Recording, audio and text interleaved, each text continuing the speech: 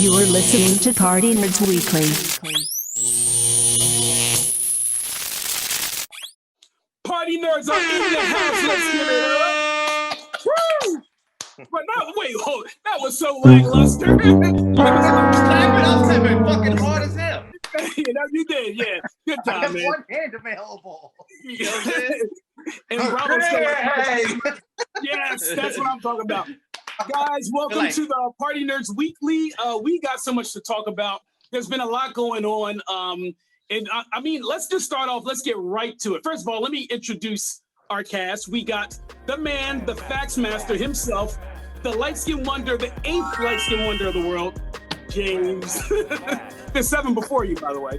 God damn it. And I wish to never meet those people. All right, so what's what up, if everybody? His name is Haas Bay. God. My fellow beige brother. How you feeling, James? How's life? I'm good, man. Can't complain, man. Ready to get this shit on the road. Let's get it rocking. And then next to him, or whichever way y'all looking at it, we have the bearded wonder himself, the Deadpool ninja, the one that's about to go, the guy who's looking at the wall as if it's interesting. Hey, Bravo. the podcast is over here, bro. What's up, Bravo? What's up, guys? Good to be back. I would have thought during the quarantine your beard would have looked like Jesus, like really long. So the first month I did let it grow out a little bit, and I've said this on the podcast before. My beard grows from like here all the way down here, and it grows fast. I have to shave every single day. So my beard was actually getting pretty big, and I was just like, I just can't let people think I'm homeless for a while. And I already did the long beard wizard moment for a while. So yes, you did. Yeah. Well, I ain't gonna lie. First of all, the haircut, the hipster haircut with the beard, that's sexy as all hell. And this is coming from a straight male perspective. Bravo's looking extra sexy today, ladies. But I'm sorry, he is taken. So off the market. But if you want another bearded guy, the guy moderating this show, Jorge, what's up, bro? Yo, what's up, guys? Getting ready. How you look? You look like you just rolled out of bed, literally. Yeah, wow. It's like time to make some show. You mean the guy over there with the rocket coordinates on his wall? Yeah, it's where hates conspiracies. Just string them up the little pins, but like, see, it started here.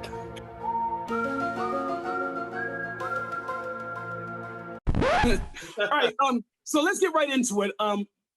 As we all know, probably one of the surprise hits of the past 2 years, and I'll say 2 years because it's still relatively new, The Boys is on its season 2.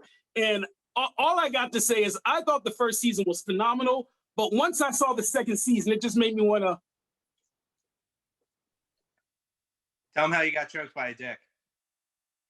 He did get choked by a dick. So what do you guys think about the season so far? I mean, I know, Bravo, I know you're someone who also reads the comics. So how would you compare the season to where the comic story goes? So they made a massive divergence from what the comics were doing. And we can see that a lot with the season 2. Not to spoil anything for anybody, but even just with the episode that we just saw, part of Black Noir's face, he's very severely disfigured. That's not something that happens in the comics. In fact, it looked like a black Deadpool. Yeah, it looked like they were going in a Spawn or a Deadpool type of direction, and that's not the direction the comics go at all. Stormfront is actually a man. They did do the hey, it was the first super. That part's very linked in, and the Nazi tie-ins. But it's interesting to see them kind of modernize it with all the stuff that's going on. And I feel when they started season 2, they had a very different message that they were going to go with, even still with all the Stormfront stuff. And then they were like, oh man, wait, we got to change some stuff up, capitalize on it. But so you really think that they stopped midway through? You think that somewhere along the line, they decided just to switch gears? Probably writing wise, yes. If you watch the last 2 episodes, it seems like there was a very overarching theme and message, and it kind of shifted with certain parts of it. So they're still putting out that same message, but it's kind of taken a backseat to more modern political landscapes that they've put in. But now, like, James, what do you think about, like, when you see Stormfront? Like, obviously, like you said, Bravo, in the comics, she's pretty much like a Nazi and a guy. So a couple things they added. They added the love story element, which I'm pretty sure. With Homelander? Right. Yeah. Which, first of all, I love it. I think it's the most awkward. It's so awkward, and it just shows you how. All right. I didn't know that rage fucking could actually turn into like a full episode, because that shit was fucking crazy, son. She's like, is that all you got? Yeah, it's all you got? Laser right here. Huh? Even at that point, I was just like, oh my God, they're really showing her like skin burning and everything like that. Yeah, and that's what jarring. That's when Bravo whipped it out. He made sure his girl wasn't around. He's like, oh, I like this. Oh, no, she was around. Oh. But now, like, the funny thing is that if you look at the actress who plays her, she looks more like a social justice warrior type of person. So she looks like she'd be the opposite of what your typical racist nowadays would look like. How she was like all about the internet and all about stuff. And it's so weird that once you get little clues early on in the second season, like, wait, like, did she just really just go through in the apartment and just kill those black people? Like, you know what I mean? Yeah. They give you little hints that but now it's like coming out in the open that she's just a Nazi. Well, the way that they played into the last episode, the beginning of it with the guy, like the general consensus of the guy and how influence from Storefront, where that was like his favorite character, and how she was like on the TV warning people of super terrorists and everything like that, to the point where this guy just it's getting drilled in his head every day, and then all of a sudden he shoots that clerk in the 7-Eleven. That was a great scene. Like, that whole scene was like, oh shit, because that's perfect as far as like the influence, basically, if you want to transcend that onto the social political climate that's happening right now. Like, this guy's just sitting there. He seems like a wholesome guy in the beginning. Wakes up every day and just like going about his day, kisses I don't know if that's his wife or his mom. You know what I'm saying? It looks kind of weird. I hope it's his mom. You know what I'm saying? But the influence that Stormfront has and how she's kind of like taken over the narrative. Homelander's always tried to be the good guy that's a bad guy on the inside. Stormfront doesn't give a fuck. She's, you know what I'm saying? She's oozing out evil without even knowing. And she knows, because of how the influence of the internet goes, that she can speak out to the world, and she knows she's going to get that type of audience. Right. And they're going to be on her side regardless. It's the Trump effect. It's the Trump effect. Right. So as somebody that was training to be a PsyOps officer, and I was a candidate for it like years ago, the stuff that they did with that episode, I loved so much, because they showed what social media is really doing, you know. And it's funny because nowadays a lot of companies are actually trying to show the very real influence these types of things happen, either directly and that being like their goal, and indirectly, and it being like, oh, like we didn't know, like that's what was happening. Like, Facebook doesn't want to put out all of that type of stuff. It's just the way that their algorithm works. It's whatever is going to be or keep you on their app as long as possible. So they do the same thing. To add to that, make sure you guys watch The Social Dilemma on Netflix. That's fucking deep. It has everything. The Social Dilemma, and then if you really want like a very small thing, I believe it's Call of Duty, whatever one's coming out, called Cold War. Their trailer tries to explain how a little bit of PsyOps works with the foundations of geopolitics during the Cold War, and still to this day. And that's exactly what Stormfront did. And that episode did a very good job of showing and educating people how easily it is for us to be manipulated. One of the key cornerstones of all of that stuff is, no matter who you are, no matter, even if you know all of this stuff, you are not immune to propaganda. Bro, and it's like, the show to me is, it's getting better and better because of the little things like we're talking about, how when you watch the show, you're actually looking at issues today. I mean, from the compound V, you know, maybe you can consider that with the steroids or drug use, like everything in that show is kind of like reflecting society, which art should, you know, and I think it's brilliant. But see, the whole influence I saw from like season 2 is that the compound V was Homelander's idea to get a military contract so that he could start a war and possibly outside independently make some money. And that's the thing, off of military contracts. And that's the thing that, you know, it's funny because I hate when it's become a meme, but I hate when I hear people say, oh, I don't want my comics to be political. All comics are political. All of them. Like, it's just they hide it very well. And some of them led to actual very real changes in our world that because they were given to, you know, the common people and everything like that, that it made people start thinking. And The Boys is doing a great job every season and every message that they're putting out there, explaining like, listen, we'll let you make the decision, but we're showing you how these very real things happen in our world and how easily bad people can use good things and ruin it for the rest of us. That's so true. And let's real quick talk about the actors. Tony Starr, the guy that plays Homelander. Let me just say, besides him being probably remember Jeffrey from Game of Thrones? You like love to hate him. Joffrey. Joffrey. He's on Joffrey level of someone. He's just so sinister, such an asshole, but you kind of love that he's so bad. And the actor himself, he always interacts with the Party Nerds page. He's a great guy. Tony Starr. Yeah, he's like really a great guy. So when you see him, you're like, you're not supposed to be nice. You're going to kill me, aren't you? You're going to kill me. I know it.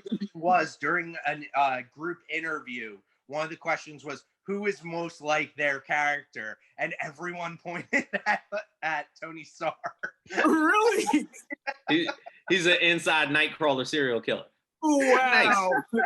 He's really a narcissistic, superpowered asshole. That's wonderful. They might have obviously been like a whole joke to go with it, but it's just very funny to see them just be like, oh yeah, no, it's definitely Homelander, just exactly like how.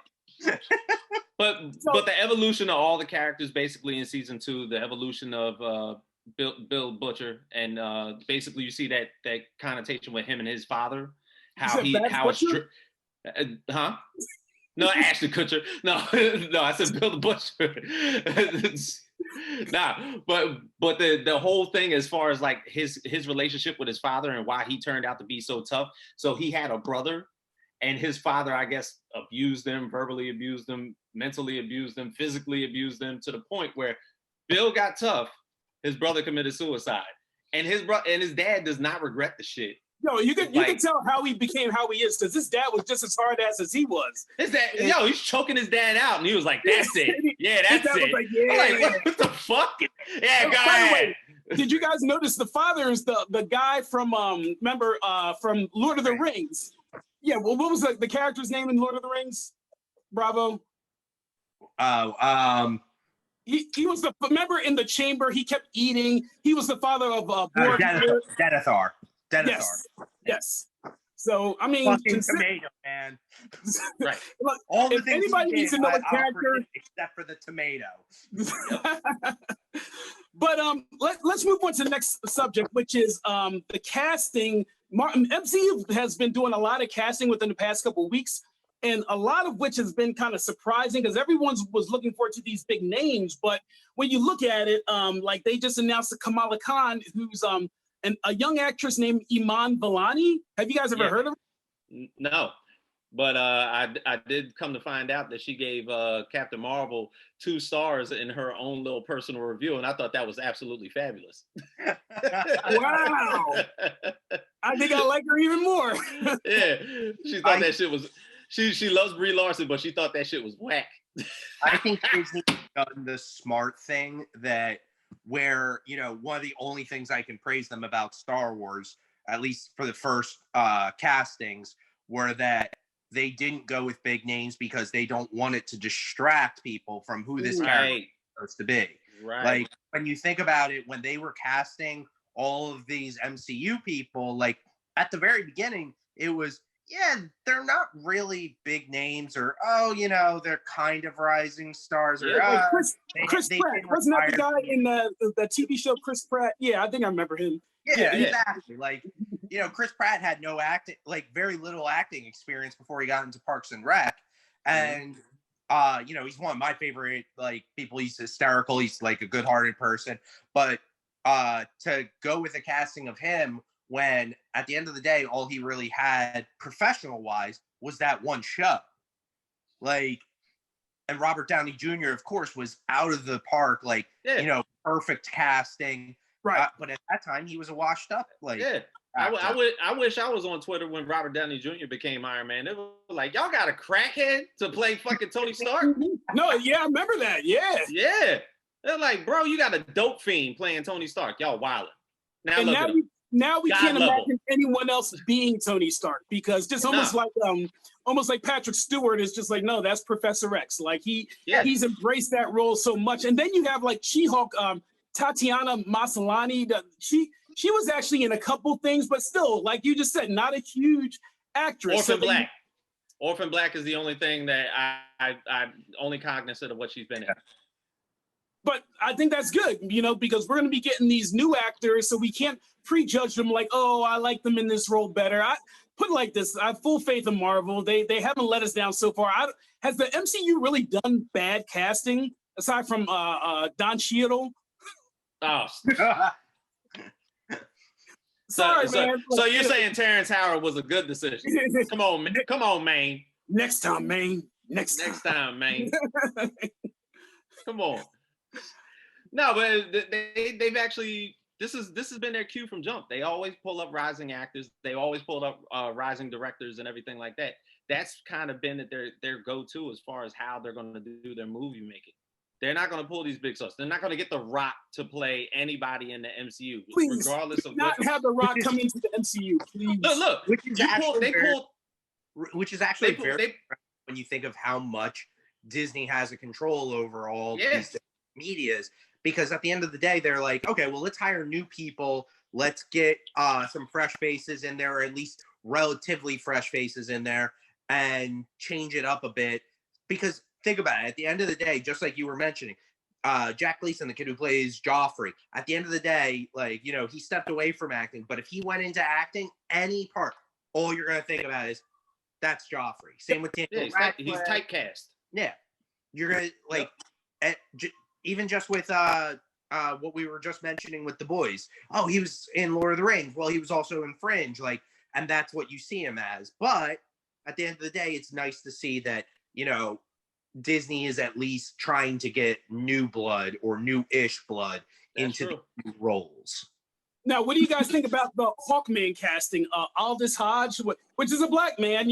Bravo, you're always so quick to say, and it's such a good point, that if race swapping a role doesn't really affect the story, then it's no big deal, or the origin of the heritage, of the character. Yeah, but now, the easiest way to figure that type of stuff out, just in case, anybody that's watching hasn't heard me say it, is someone like Magneto, who was a European Jewish Holocaust survivor. He needs to be a European Jew. Like, that's what he needs to be, at least be able to present as that. Black Panther needs to be a black man. He needs to be. But at the end of the day, like, even somebody with an iconic look, even just like as Superman, if he was black, it's not the end of the world. It's not anything different, because at the end of the day, truth be told, is it really that hard to believe that a race of aliens is black versus white? Because that's all it is. It's an alien that looks exactly like. And to be perfectly honest, it's comic book accurate, because the soul of Prince Khufu, who was a black African in ancient Egypt, gets passed on through all the Hawkmen. Now, mostly through the generation of Hawkman comics, him as Carter Hall. People don't know the depicted origin of Hawkman, so they don't know about Prince Khufu or anything like that. They might hear it brought up in like origin reasoning just by name, but they've never really like gone back and researched the story, where it was like Justice Society of America. Prince Khufu's two advisors were Dr. Fate and Black Adam. basically kind of like where this is going to derive from. So the fact that like Aldous Hodge is being Hawkman, I mean, Like a dark, it doesn't play into my conscience. Exactly. A dark Egyptian. And it's like a dark-skinned Egyptian. Is there such a thing? Yes. We're about to see some light-skinned rage. Look. Relax, I'm just saying. Come on. The other thing. A lot of people don't even understand how certain races even look. Like, I remember when Rami Malek was first starting to get into the spotlight, when he played the Egyptian from the Night at the Museum movie, when he played the Pharaoh. A bunch of people were like, oh, this guy Rami Malek is playing an Egyptian? Yeah, he is. Yeah. He's Egyptian. But you know what? You can't like take someone like Mojo, our friend in the WWE. People don't realize like he's from I think he's from Syrian, right? Oh, he's a Syrian or Egyptian, but you know, like sometimes when you look at him, you're like, you know what? I see it. But people in that region are just so many different colors. It can be. It can be anything. Exactly. So I was gonna say, you look at Mojo, you immediately think he's Russian or somewhere around that. Yeah. Hi, Mojo Rai, where take your boss, call me Zangief. I mean, come on, man. Constantine and Julius Caesar fucked everything in sight when they ravaged those lands. So obviously, people are lighter over there. God damn. So, all right, the last topic before we go is Jamie Foxx got super excited that, as you guys know, Jamie Foxx is coming back as Electro, and I guess he got a little ahead of himself when he posted the image. What was in that image? The image was basically an overshadow of his face, but it showed the 3 Spider-Men. Basically, I'm not sure actually the 3. What you can see is Miles Morales is one of the Spider-Men, and then 2 other Spider-Men. You don't know if it's Tobey Maguire, Andrew Garfield, or Tom Holland, whichever 2 of the 3. And a world laser. The always important thing in any superhero movie, a world laser. Yeah, so like, but the thing is, it gave the depiction that there will be a live action Spider-Verse. Ooh, all right. If this does happen, if they do get Tobey Maguire, if they do get Andrew Garfield, do you guys think the Spider-Man movie will break records if they pull this off? Absolutely. Yes. Like, it's something it's something everybody was hoping for since Mysterio announced the multiverse. Because the second that was announced in the trailer, everybody was going into all these different things and all these different theories. Some were even saying, no, this Mysterio is actually good. Our Mysterio will be the main villain of the movie, and it's going to lead into the Spider-Verse. It's going to lead into the multiverse, and this is how they're going to be able to do multiple stories and what if, and all of these different things, which would honestly be a brilliant thing for Disney to do with Marvel, because one, they can launch the What If series very easily, and then if any movie doesn't do well or doesn't quite fit a tone, they can write it off. You know, an alternate movie. Yep. Right. But the thing is, I see this as a direct confliction into the Flashpoint project. So the Flashpoint project was supposed to implement the multiverse and basically bring back certain types of characters brought up, where you're seeing the Michael Keaton Batman, Thomas Wayne being introduced, and all that. So you're looking at something. So DC's trying to introduce their multiverse, but then you have Marvel on the other. Do you think it's a race? Oh, it's a race to get it done. Get it done now, because the timelines are kind of like jacked up and Phase 4 is kind of like pushed ahead, and DC brought out fandom to see exactly what they're doing. They did no Flash anything, but the thing is, now it's kind of like, that's the only thing I see competitive about the 2. Everything else is kind of like free game, because DC is kind of like gotten off the ball. They don't want to do a connected universe. We're just going to do us. I think it's going to be very similar to the launching of the MCU and the launching of the DCEU. The DCEU was in plans for that years and years and years, way before the MCU was in thought to do that stuff. But Marvel came out with it first. Marvel did it right. And so now it's, Marvel has the advantage to put it out there, whereas the DCEU, them doing it is kind of like one of their last hopes of, hey, we know you didn't like Man of Steel or Justice League, but you really liked Aquaman. So we're going to figure out a way to keep Aquaman and Wonder Woman together and then change about the things that we like and discard the things we don't like.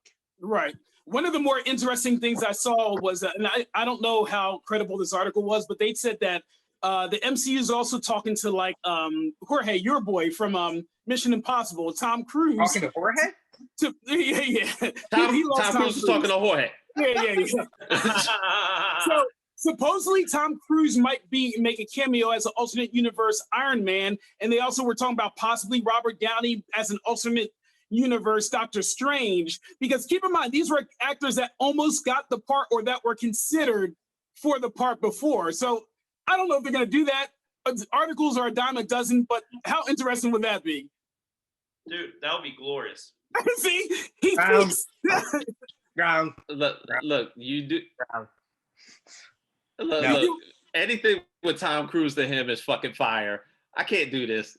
It might be for a brief second. However they do it, if they show up for just like 10 seconds or something like that, that's enough to get the audience reaction. But the cool thing is with the multiverse, there's so many avenues they can take this. You know, actors from the past, actors that could have, wished, should have been. I just hope that movie theaters and everything goes back to normal so that the box office can do justice to, you know, how good these movies are going to be. But kind of hope so because Regal. You guys are seeing the deep fakes that anything's possible. You saw the one where the Back to the Future with Tom Holland and all that. If they ever do a reboot or multiverse, fuck, you know. How sad is it that deep fakes are now better than what they did in the Justice League movie with Superman? Like has technology gone here, right? He's like, oh my God. Superman's mouth's over here, like, "Hey, I'm Superman." it was bad. But yo, just to get back, just to get back to that point, that Jamie Foxx Electro was trash. I'm sorry. Like, I agree. Jorge, you know, Amazing Spider-Man 2 was horrible, bro. It was. I mean, look, we can look at a couple characters and see exactly where they're at. Jamie Foxx being reintroduced. So you're bringing a bad villain, bad played villain back into a movie. I mean, goddamn, just get Paul Giamatti and bring him back as Rhino again. Yo, wait, who was the kid from that 70s show that was Venom? No. Topher Grace? Topher Grace. Yes. Yeah. Like, are we gonna do this? Are we just gonna bring? Are we just gonna bring back everybody that did like a horrible job as wait? They could actually do something where they had Topher Grace versus, why am I blanking on his name? God, the guy who played Venom recently. Tom Hardy. Oh, Tom Hardy. So imagine if they have Topher Grace right in front of Tom Hardy's Venom, and like his Venom's all hulking, and he's just like, I like here and here. Like here and here. That would be maniacally. Yeah, that would be maniacally stupid. You know what I'm saying? Maniacally stupid. It's so stupid. Yes. You know what I'm saying? It doesn't make sense. So, like, how much better could Jamie Foxx portray this character? First of all, you can't make that comic version of Electro look cool, like with the electricity coming. Like, oh my God, there's nothing you can do to make that look cool. No, it was pretty much a lost cause at that point. And even the origin story that they gave him was pretty trash. Yeah, it was bad. The MCU and Tobey Maguire's Spider-Man villains. So Tom Holland's and Tobey Maguire's Spider-Man villains are crucial. Andrew Garfield's, not so much. Which is hysterical because he was the golden boy for Sony for a while, but like, you know, he pissed off the president, and well, there you go. Yeah. Well, to bring the conversation around full circle, let's go back to our original topic, which is the boys. Where do you guys see the story going? Like, who's blowing up these people's heads? Is this something in the comic Bravo, or is this something that they're throwing into it? Not that I remember. I'd have to reread it, but not that I remember anybody's head exploding. I'm really interested to see what the rule is. Like, Is it, since they had Translucent's son in it recently, the only thought that I could think is that it's actually him doing it. But I think it's more than likely it's somebody that has some type of hemorrhage power or something like that, doing it long range rather than turning invisible and squishing people's heads. Well, they got that girl. They got that girl that just broke.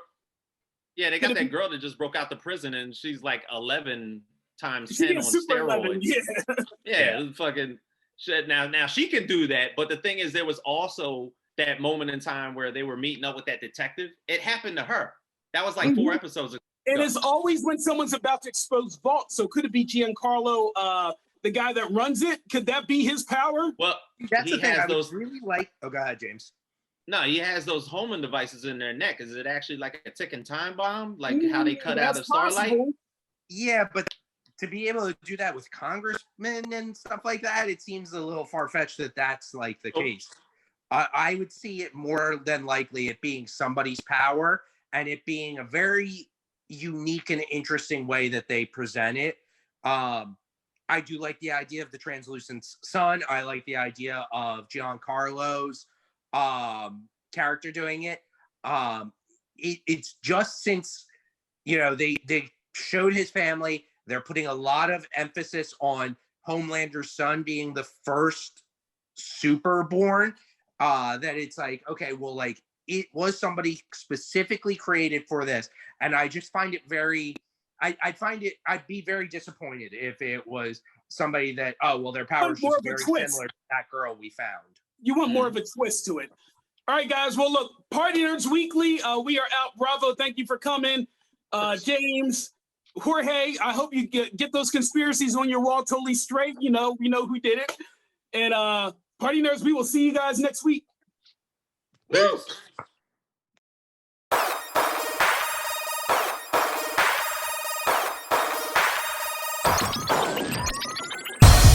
Party nerds, party nerds, party nerds, party nerds, party nerds, party nerds, party nerds, party nerds, party nerds.